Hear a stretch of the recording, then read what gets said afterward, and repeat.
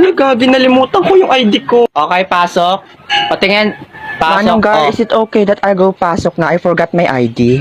Ay, okay lang, Miss Ganda. Pasok na. Lo, ano yun? Matry nga. Oh my gosh, Manong guard, is it okay that I'll go pasok na? I forgot po kasi yung ID eh. Yak! Hindi pwede, umuwi ka, ha?